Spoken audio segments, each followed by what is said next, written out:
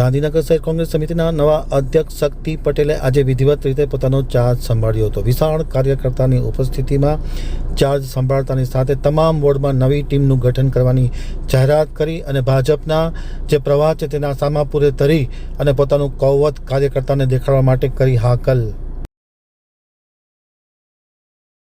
વિધાનસભા ચૂંટણીને હવે 1 થી 1.5 વર્ષ જેટલો સમય બાકી છે, ત્યારે તમામ રાજકીય પાર્ટીઓ દ્વારા અત્યારથી તૈયારીઓ શરૂ કરી દેવામાં આવી છે।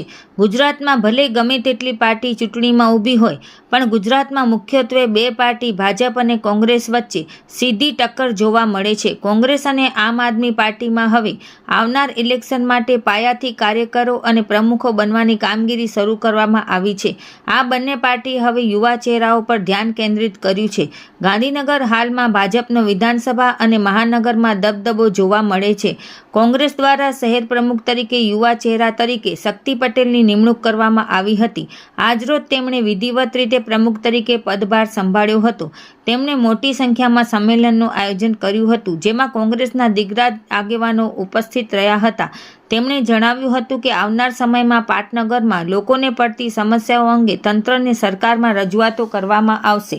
પ્રજાની વચ્ચે જઈને પ્રજાના પ્રશ્નોને વાચા આપવામાં આવશે।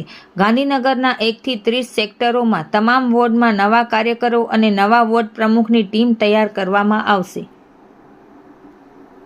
અમે અમારી જે નવનિયુક્ત ટીમ આખી ગાંધીનગરના 1 થી 30 સેક્ટર, નવા ઉમરેલા ગામો, તમામ જગ્યાએ પ્રજાની વચ્ચે જઈને પ્રજાના પ્રશ્નો, પ્રજાની સમસ્યાઓ ઉકેલવા માટે અમે વોર્ડ વાઇઝ નવા પ્રમુખો, કાર્યકર્તાઓની આખી ટીમ ઊભી કરીને અમે મહાનગરપાલિકાના જે પ્રશ્નો છે એને નિવારવાનું એક બીડું ઝડપ્યું છે। તમારા કેટલાક જે સાથીદારો પક્ષ છોડીને ભાજપમાં પણ જતા હોય છે, તો એના માટે ડેમેજ કંટ્રોલની કોઈ ભૂમિકા રહેશે? હા, અમારું પ્રદેશ લેવલના જે પણ આગેવાનો છે તે જે પાર્ટી છોડીને જતા રહ્યા છે તેમને મનાવવાનું, પાછા કોંગ્રેસ પાર્ટીમાં એક્ટિવ થાય એવું કામ અમે કરીશું।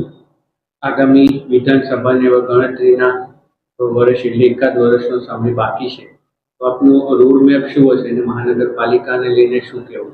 મહાનગરપાલિકા અને વિધાનસભાના ઇલેક્શનને લઈને મેન તો અમે પ્રજાના જે પ્રશ્નો છે એ પ્રજાના પ્રશ્નો કેવી રીતે સોલ્વ થાય, પ્રજાનું ભલું કેવી રીતે થાય, બસ એક જ કે પ્રજા શું ઈચ્છે છે, પ્રજાને જે પણ તકલીફ હોય એ પ્રજાના જોડે અમે હર હંમેશ રહીશું।